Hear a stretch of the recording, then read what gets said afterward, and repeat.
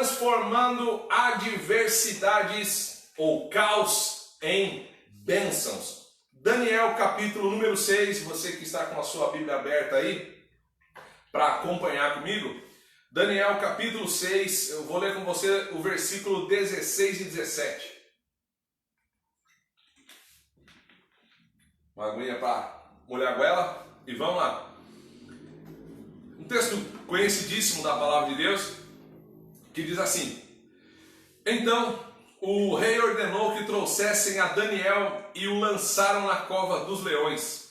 E falando, o rei disse a Daniel: O teu Deus, a quem tu continuamente serves, ele te livrará.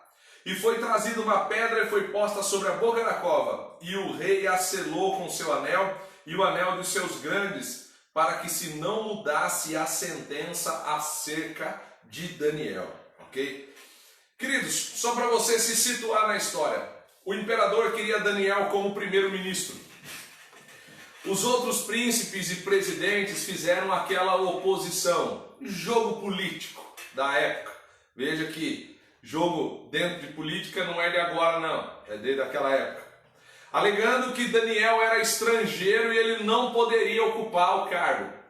No versículo 3 e 4, a gente vai ver que eles vasculharam a vida de Daniel, só que não acharam nada. E aí eles decidiram armar para Daniel na lei do Deus que Daniel servia.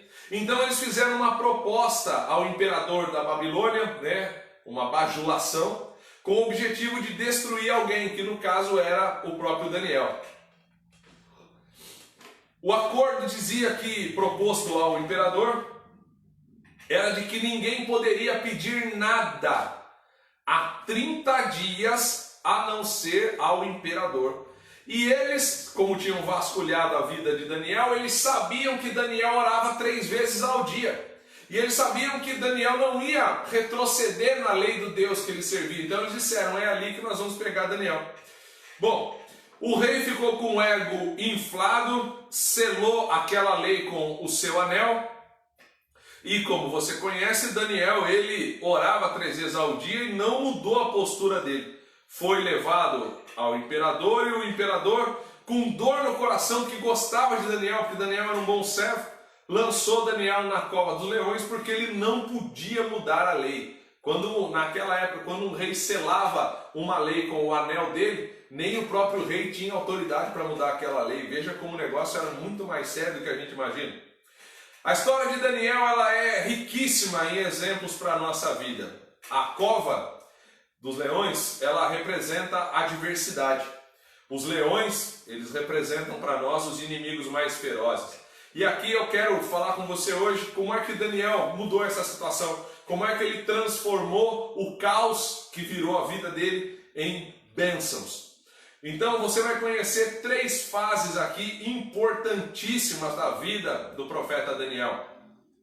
Daniel antes da cova, Daniel durante a cova e Daniel depois da cova, ok? Então preste bem atenção nesses 3 itens: Daniel antes da cova, durante a cova e depois da cova. Observe o comportamento desse homem de Deus no tempo da adversidade, antes da adversidade, durante a adversidade e depois da adversidade, antes do caos, durante o caos e depois do caos. E pela conduta do homem de Deus você vai ver o que você e eu precisamos fazer para que o caos seja transformado em bênçãos sobre a nossa vida. Muito bem, antes da cova, o que faz com que pessoas enfrentem grandes lutas e saiam vencedoras e enfrentem lutas pequenas e saiam perdedoras? O que faz com que algumas pessoas conquistem posições melhores na vida, queridos? Sabe o que é? Preparação. Uma pessoa preparada, ela tem mais chance de crescer em qualquer área da vida, sentimental, profissional, espiritual, do que uma pessoa que não se prepara. E na questão de lutas e de adversidades também não é diferente. Pessoas que não se preparam para enfrentar lutas, elas estão sujeitas a ter derrota, sofrimento, estão sujeitas a gastar mais tempo e mais energia para resolver um problema, e às vezes supervalorizam demais um problema, que às vezes não era tão grande, mas elas dão um valor enorme àquele problema. Sabe por quê? Porque elas não estavam preparadas para enfrentar o problema. Você sabe qual é o segredo para Daniel sair ileso da cova? Você sabe qual é o segredo para nós sairmos ileso da nossa cova, da nossa luta, da nossa adversidade, do nosso caos? Preparação. Antes da cova. Porque a cova é o momento mais difícil da luta. Ok? Então a preparação ela vem antes da luta. A preparação ela vem antes do caos. Ok? Daniel estava preparadíssimo. Os inimigos reconheciam a fidelidade de Daniel com Deus. Daniel praticava a palavra. Daniel priorizava a oração e tinha comunhão com Deus. Daniel dava ações de graças a Deus. Daniel clamava e não reclamava. Daniel levava para Deus as suas dificuldades e os seus problemas. E aí? Deu para entender um pouquinho o que é que faz a diferença na vida de um homem e de uma mulher de Deus?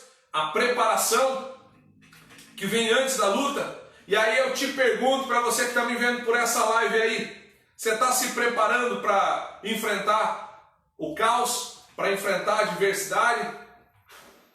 Você está preparado? Você tem praticado a palavra? Se você prioriza o seu TSD, o seu momento de comunhão com Deus? Você tem o hábito de dar ações de graças a Deus, de agradecer a Deus por tudo que Ele tem feito em sua vida? Você tem o hábito de clamar ou de reclamar? Lembre que a murmuração, ela é a reclamação descabida contra Deus e isso é pecado. Ok? Esse era Daniel. Segredo de Daniel, estar preparado. Problema do povo de Deus é a falta de preparação. Resolve orar no meio do caos. No meio do caos resolve ser santo. No meio da tempestade se torna assíduo. Aí não perde culto, não perde célula. Gente, olha, o que eu estou vendo de pessoas que me procuram, que entram desabafar em rede social, que rede social hoje nada mais é do que o diário do desabafo, né? E as pessoas vão lá e colocam, ai que saudade da igreja, isso e aquilo, é quando a igreja estava aberta, não iam, sabe? É exatamente isso que aconteceu. O caos se instalou, e depois que o caos se instalou, no caso agora através aí do Covid-19, aí está todo mundo choroso agora. Embora tem uns que nem com o caos ainda acordaram. E pode ter certeza disso. Deus não está dormindo. Deus não cochila nunca. Tenha certeza disso. Não leve a vida com Deus na brincadeira. Porque Deus está vendo tudo. Só que na hora da luta, normalmente, na hora do caos, a vaca já foi pro brejo, meu filho. Aí tudo fica mais difícil, sabe? Aí a gente está propenso a ser derrotado. Na hora da luta não dá para se preparar, na hora da luta tem que lutar. O segredo é antes da luta, porque aí você preparado, cheio do Espírito Santo, não tem nada que possa te derrubar. O problema é que quando está tudo bem na nossa vida, a oração é de 5 minutos. Quando está tudo bem na nossa vida, ler a Bíblia é muito custoso. Aí o pessoal vai para a caixinha de promessa. Não vou nem entrar aqui na minha criação, que é a caixinha do chicote, porque eu sei que não vai ter muito ibope, então eu vou ter que, para presentear os outros, vai ser difícil dos outros aceitarem. Aí tudo vai mal, né? E quando está tudo mal? Aí a oração é de 1h30, não é verdade? 3 vezes por dia, meia hora cada oração. A Bíblia, aí ela vira desodorante, ela não sai debaixo do braço. Por que a pessoa não faz isso antes? Por que as pessoas dentro da igreja têm sofrido derrotas? Porque não estavam preparadas para enfrentar o momento de caos. Por que cristãos enfrentam adversidades no casamento? Porque não estavam preparados para enfrentar os problemas do casamento. Por que enfrentam adversidade com os filhos? Porque não estavam preparados para enfrentar os problemas da maternidade e da paternidade. Isso é coisa muito séria, queridos. Que o Espírito Santo nos discipline e nos prepare para enfrentar o caos, para enfrentar a tribulação, a adversidade, a tempestade e principalmente as forças do mal. A gente precisa aprender a estar preparado. Sempre falo muito aqui sobre isso. pessoal pensa, eu acho às vezes no meio do povo de Deus, principalmente entre os jovens, entre os solteiros, eu acho muito louvável a pessoa ter o desejo de casar para não pecar. Meninos e meninas que querem se casar virgem, entregar-se um ao outro perante Deus, única e exclusivamente, para não pecar. Isso é louvável sim, mas ainda dessa forma, você tem que se preparar para entrar no casamento. Porque casamento não é brincadeira não, meu filho. Casamento não é brincar de boneca não, que na hora que você cansou, você guarda a boneca, guarda a casinha e volta a fazer o que você queria. Casamento não é brincar de carrinho não, você cansou, brincou, daqui a pouco você guarda o carrinho e vai fazer o que você queria. Casamento é para a vida toda. Por isso a decisão tem que ser tomada com sabedoria. A decisão tem que ser tomada pautada na palavra. A decisão tem que ser tomada com a bênção dos pais, com a bênção dos pastores. Isso é coisa muito séria, meus amados. Isso é coisa muito séria. Por isso eu instituí aqui na igreja onde eu sou pastor, o romance real, que é um tempo onde os cristãos que são solteiros podem namorar, mas fazem o namoro à corte. Não tem beijo na boca, pode pegar na mão, pode dar beijo no rosto, pode dar abraço, mas não tem beijo na boca. Não tem aquele contato físico que um namoro convencional tem. Por quê? Porque isso, além de despertar a sexualidade, deixar a sexualidade do solteiro aflorado, que não é uma coisa boa, ele também traz uma carga emocional muito grande. E no romance real eles aproveitam esse tempo de namoro sem esse contato físico, sabe? Justamente para conhecer um ao outro, para ver se é aquilo mesmo que queriam para a sua vida e assim por diante. Pastor, todo mundo na sua igreja está no romance real, todos os solteiros? É óbvio que não. Dentro da liderança da minha igreja, sim. Entre a igreja toda, óbvio que não. Mas eles são ensinados. Se não fizerem, sabem que tem consequências para arcar e não vão ter para quem chorar depois. Porque eu ensino, eu mostro como é que se faz, sabe? Eu pago o preço para que isso aconteça e tenho dito a eles que se pagarem o preço, vão viver o melhor casamento de suas vidas. É fácil? Não é fácil não. Corro o risco de alguém, como já disseram para mim, pastor, mas o casal pode mentir para o senhor. Pode, claro que pode, mas não engana Deus que está lá em cima. E a consequência vai vir aonde? É dentro do casamento depois. Ok? Então, se você não é membro da minha igreja, você pode perguntar para qualquer pai e mãe que é membro aqui, se eles aprovam ou não o romance real. E eu tenho certeza que eles aprovam, porque a ideia do romance real, como o próprio nome diz, é mostrar ao solteiro que ele e ela são filhos de rei. Tem sangue real, não tem sangue vermelho não, tem sangue azul, sangue real. Por isso a gente chama de romance real. Príncipes e princesas. Preparação para o casamento. Da mesma forma que depois que casam, eu oriento, não case e já tenha filho de imediato, não. Espere um pouco, tenha paciência, tudo tem o seu tempo, sabe? Desfrute do casamento, desfrute de um tempo bom do esposo e da esposa, se estruturem para ter filhos. Ô meu irmão, você sabe quanto é que custa o pacote de fralda? Sabe quanto é que custa a lata do NAN? Meu filho, o negócio não é brincadeira não. Aí tá ali na emoção, como eu falei, vai lá, tchum, e junta, e casa, e já vem o filho em seguida, aí não pode desfrutar. Porque quando você tem filho, você não pode cometer erro. Porque se você errar, seu filho morre de fome. Se você age que nem um louco, tendo filhos, você está errado. Tem que agir com prudência. Porque um erro nosso compromete os nossos filhos. Sabe? Tem coisa mais triste do que um filho teu pedir alguma coisa para você e você não poder dar? E eu não estou falando de mimo, não. Né? Da criança chegar e falar, quero uma bicicleta nova, quero um videogame novo. Não. Às vezes seu filho pode chegar para você e pedir alguma coisa de comer para você e você não ter para dar. Sabe? Todo mundo está sujeito a isso. Casado novo e casado mais velho. Mas membro dessa igreja é ensinado que deve se estruturar. Às vezes passa por luta e por problema porque não se preparou para aquilo que ia enfrentar. Casamento é bênção, filho é bênção, mas tem que estar preparado para entrar dentro desse jogo. Ok? Vamos lá, Daniel, dentro da cova. Você aprendeu que antes da cova o negócio é a preparação. Mas e quando está dentro da cova? E quando o caos já começou? E quando a chapa já está quente? E aí? Queridos, humanamente falando, quando a gente está atravessando o caos, a gente está sozinho. Não adianta contar com o amigo mais santo, não adianta contar com o amigo que tem mais dinheiro. A luta normalmente ela é nossa, o abacaxi é nosso, o pepino é nosso, a quitanda inteira é nossa. E a gente tem que enfrentar. Você que já passou por cirurgia sabe o que eu estou dizendo. Quando o paciente vai fazer uma cirurgia, entra dentro da sala ele e o médico. A família pode até estar ali dando apoio, os amigos podem até estar ali dando apoio, mas vão ficar onde? Do lado de fora. Lá dentro é o paciente e o médico.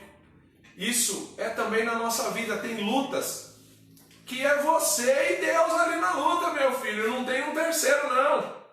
Sabe? Existem lutas que a gente atravessa que a gente não tem o poder de controlar. E aí eu falo para você, como é que Daniel ia controlar leões? E detalhe, né? Repare que não era a cova do leão, era a cova dos leões, plural, era mais do que um. Leões famintos. Às vezes não tem como fugir do problema, como era o caso de Daniel. Daniel não tinha como fugir da cova, a pedra estava lá selada com o anel do rei, do imperador e dos outros governadores para que aquela sentença não fosse mudada. Está lá no versículo 17. Então, não finja que você não enfrenta lutas, isso aí é enganar a si mesmo. A verdade é que muitas das nossas lutas, elas são como essas de Daniel aqui. Existe uma sentença de morte e Daniel foi jogado na cova para morrer. Mas eu quero dizer algo para você que é muito importante. Não vou te enganar não. Algumas lutas elas demoram para passar. Daniel foi lançado naquela cova no início da noite e ele saiu de manhã. Ou seja, uma noite inteira na cova diante daqueles leões lá, meu amigo. Você sabe que o segredo dele antes da cova foi a preparação, mas agora você vai saber no que é que a preparação ajudou a Daniel. Daniel era um homem de coragem. Daniel tinha controle do medo. Ele sabia da lei do imperador e mesmo assim ele foi orar. Ele não negou a Deus na frente do rei nem na cova. A preparação de Daniel produziu coragem para ele enfrentar aquela situação difícil. Daniel tinha um espírito excelente. Daniel era um homem equilibrado. Daniel tinha discernimento e principalmente Daniel tinha fé. Marcos capítulo 5, versículo 35. Estando Jesus ainda falando, chegaram alguns dos principais da sinagoga a quem disseram: a tua filha está morta. Para quem falas o mestre? Foi a palavra que Jairo ouviu dentro da própria casa. E Jesus, tendo ouvido essas palavras, disse a Jairo: não temas, crê somente. Tem horas, queridos, que o PI, sabe o que é o PI? PI é o plantão do inferno, né? Tem hora que o PI se levanta e o PI só traz notícia ruim, é só para tentar ofuscar o brilho de uma vitória que a gente está vendo, que a gente está enxergando lá na frente. Jesus nos ensina: não temas, crê somente. Então não deixe o medo te dominar, creia. Não se importe ou se preocupe com a opinião dos outros, não. Creia. Não olhe para as circunstâncias, creia. Não olhe para o impossível, creia. Porque no mesmo texto de Jairo, que eu estou citando a você aqui, capítulo 5, na altura do verso 39, quando Jesus entra na casa de Jairo, ele diz assim: por que vocês estão chorando? A menina não está morta, ela está só dormindo. E as pessoas riram de Jesus, no versículo 40. Porém, ele fez todo mundo sair. Pegou o pai e a mãe da menina, colocou dentro do quarto onde a menina estava deitada. Sabe o que Jesus ensina aqui, amados?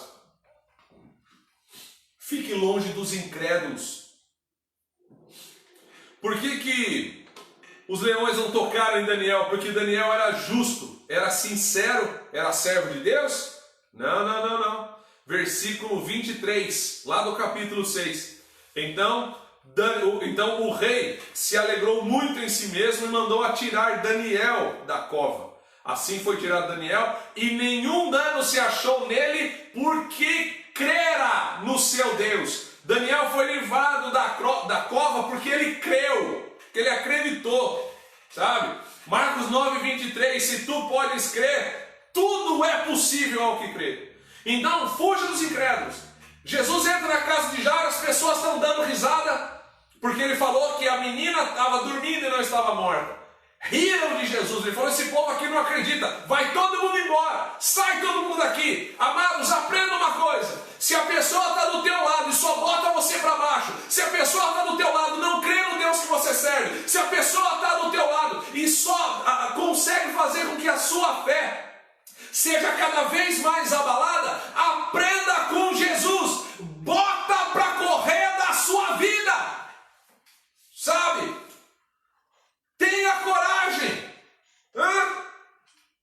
vai para cima, meu irmão, mas não aceite pessoas dentro da tua casa zombando do Deus que você serve, não aceite pessoas dentro da tua vida zombando da sua fé, olhando para você, precisando de um milagre e rindo da tua cara, porque acham que você não vai conquistar esse milagre nunca. Nós temos sim que nos relacionar com todos, temos sim que tratar bem a todos, mas próximo de nós, dentro do nosso convívio, da nossa casa, só fica quem tem a mesma fé que a gente. Isso aqui é lição de vida. Não é lição de vida do pastor Tony, não, é lição de vida do próprio Jesus. Ele não falou para Jairo, Jairo querido, vai lá, coloca para fora esse pessoal que está dando risada aí, não.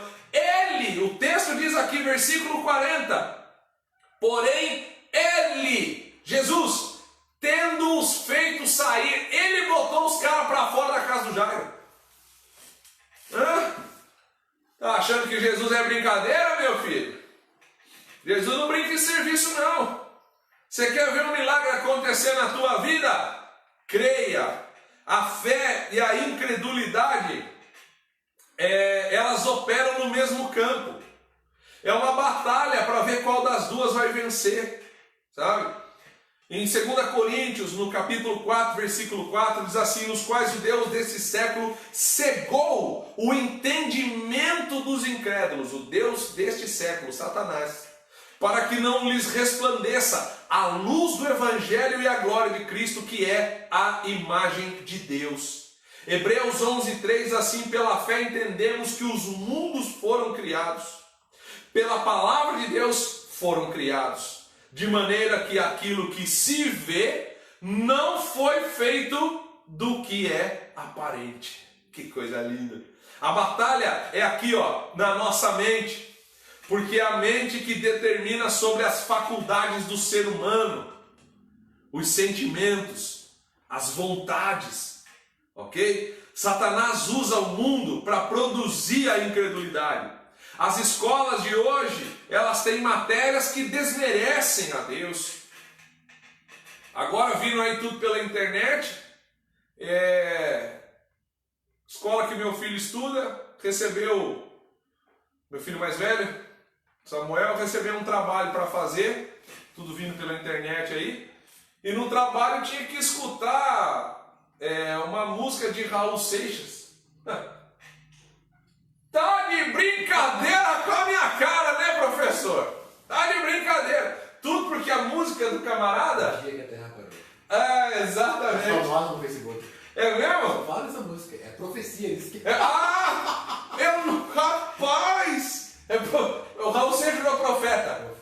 Rapaz, gente, Raul Seixas, eu não vou nem entrar no mérito geral aqui, mas o companheiro de Raul Seixas era Paulo Coelho, bruxo, reconhecido aqui no Brasil, sabe? Então, eu não vou nem entrar no mérito, mas isso está dentro das escolas. Está dentro das escolas. A televisão, então, não vou nem falar da Globo Lixo aqui, né? TV que tem matéria que bombardeia a fé dos cristãos, que querem tornar teorias em verdade, não é mesmo?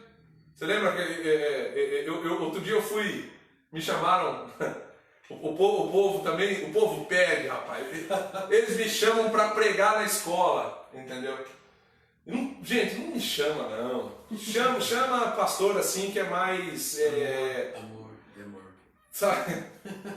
Entendeu? Vai me chamar, a chapa vai esquentar, porque eu olho aquilo ali, é um campo maravilhoso, eu estou brincando, me chama mesmo que eu vou com tudo.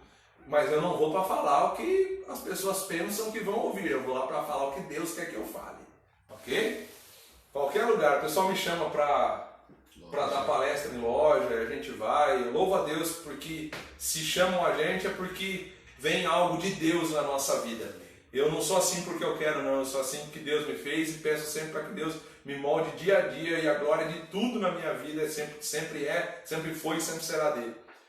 Mas outro dia eu fui na escola e eu disse na escola o seguinte, Bruno, que é mais fácil você acreditar na criação do que na evolução. Porque, gente, é muito mais fácil você acreditar que existe um Deus que está acima de tudo e de todos, que foi lá, ó, arregaçou a manga dele, botou a mão dele no barro, olha que coisa linda, fez o homem, soprou o fôlego de vida na narina dele, pum, nasceu Adão. Foi lá, viu que o homem estava sozinho, botou o homem para dormir, primeira cirurgia da história da humanidade, hein? Botou o anestésico em Adão, sono, anestesia geral, sono profundo, tira a costela de Adão, pedaço da costela, óbvio, e dali surge a mulher. Que história linda, não é verdade? Do que você acreditar numa explosão chamada Big Bang, que explodiu tudo, que pegou uma ameba, que virou um girino, que virou não sei o que foi virar o macaco, foi virar o homem, que surgiu as joias do infinito e vieram os vingadores. É verdade. Não é verdade? Aí eu fui lá e falei isso na escola. Tinha um professor lá que era ateu, o cara... A cara que ele fez pra mim, sabe aquela cara de quem comeu e não gostou? Aí quando eu percebo isso, daí que eu boto pra quebrar, porque eu falo, não gostou, vai comer 2 vezes, que na segunda pode ser que goste. Aí que eu fui pra cima, só fiz uma pergunta, se o Big Bang aconteceu de verdade, responde pra mim, quem é que apertou o botão pra explodir?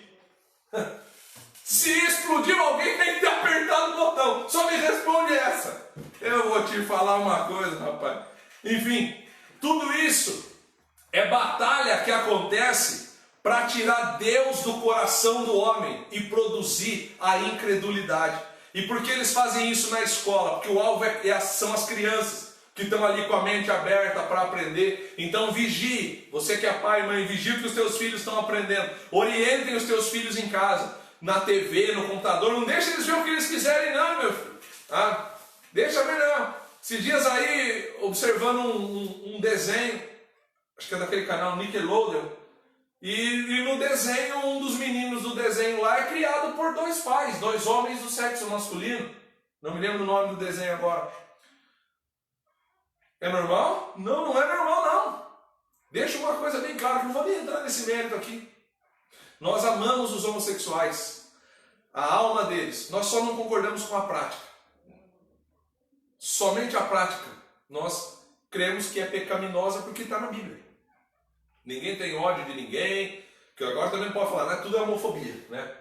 Mas ninguém tem ódio de ninguém maltrata ninguém, pelo contrário, te trata bem, te recebe todo mundo, mas se quer conhecer a palavra, vai conhecer a verdade, ok? Eu aprendo aqui, queridos, que é por isso que a criançada é tão bombardeada e você não pode deixar a situação correr solta, tem que ficar em cima. O mundo mudou, a coisa está feia, mas a Bíblia é e sempre será o maior instrumento motivador da nossa fé. Por isso diz Romanos 10:17, de sorte que a fé vem pelo ouvir e o ouvir da palavra de Deus. Bom, preste atenção nisso aqui, queridos. Agora eu quero falar com você sobre Daniel depois da cova. E esse trecho dessa mensagem é profético. Vou até tomar uma água para molhar a goela.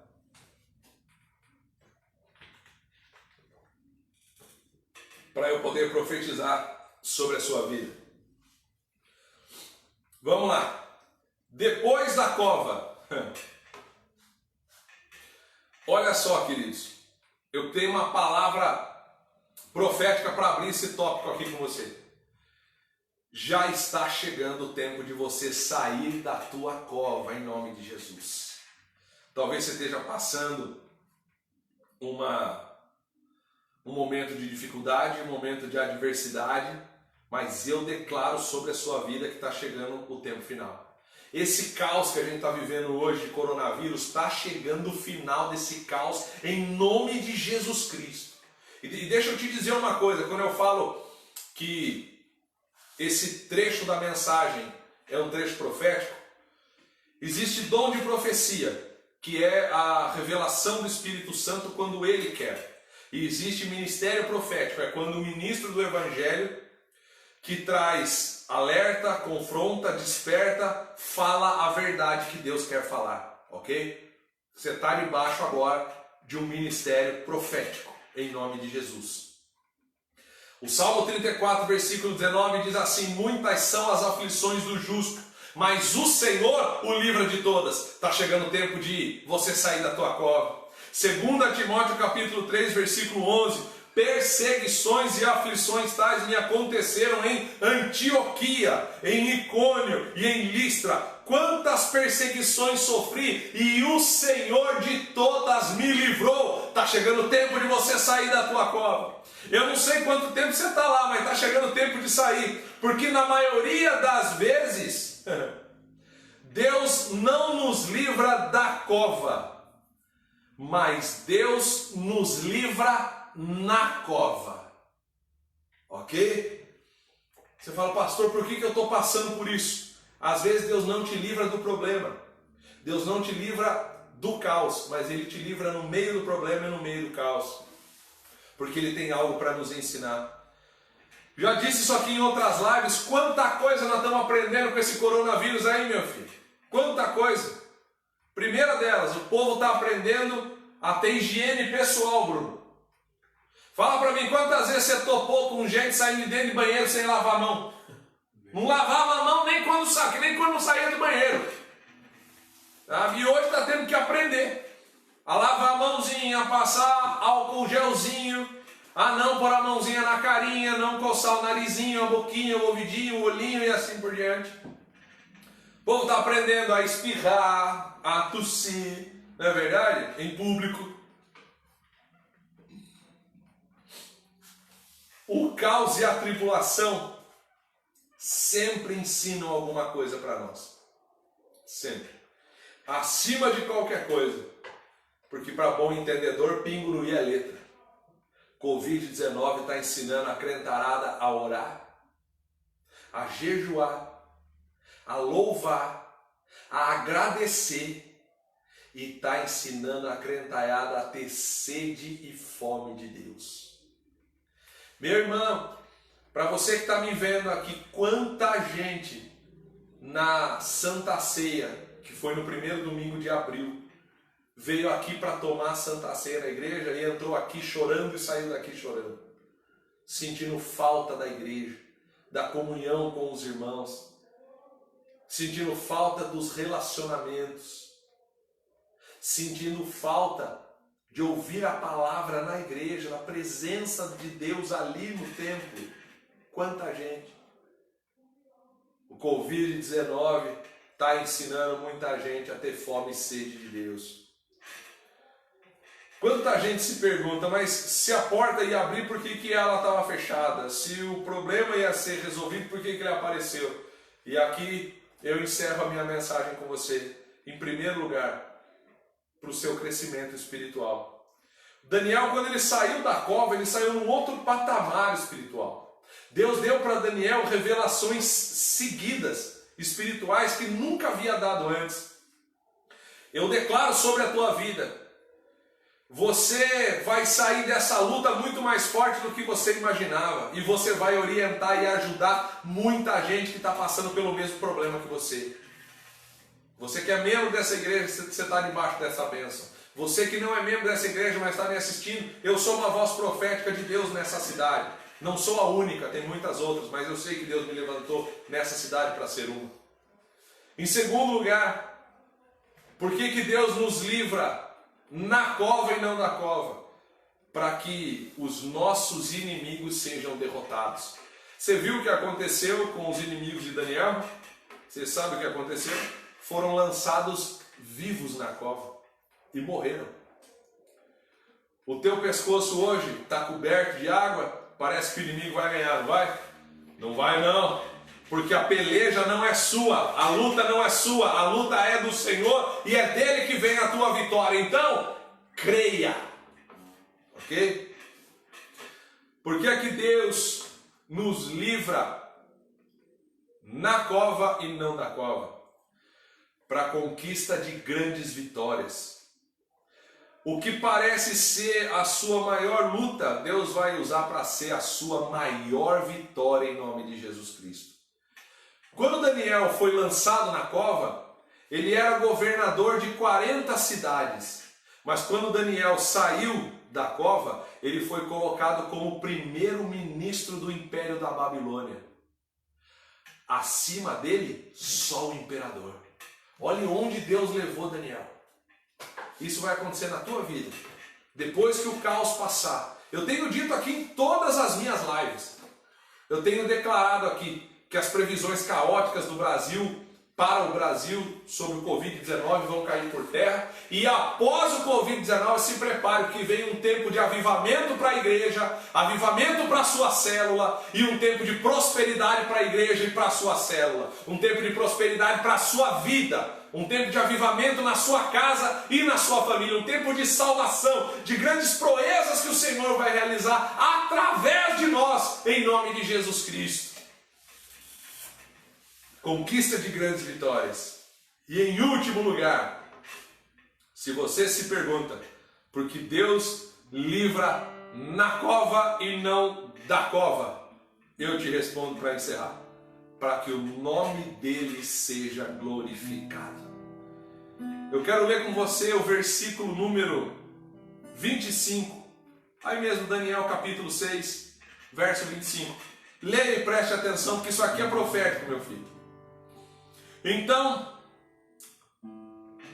o rei Dario escreveu a todos os povos, nações e gente de diferentes línguas, que moram em toda a terra: a paz vos seja multiplicada. Olha agora, versículo 26.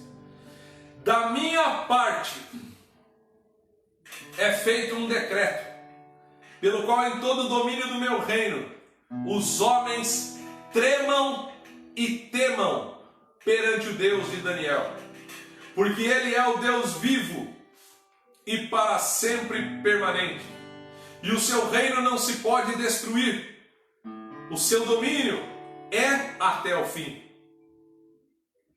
Ele livra e salva, e opera sinais e maravilhas no céu e na terra. Ele livrou Daniel do poder dos leões. Este Daniel, pois, prosperou no reinado de Dario e no reinado de Ciro, o persa. Queridos, palavra profética. Deus não te livra da cova, mas te livra na cova, porque o nome dele vai ser glorificado através da sua vida. Vai ter incrédulo.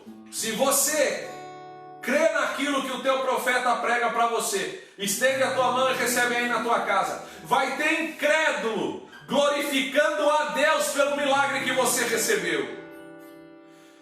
Você sabe que não existe luta fácil.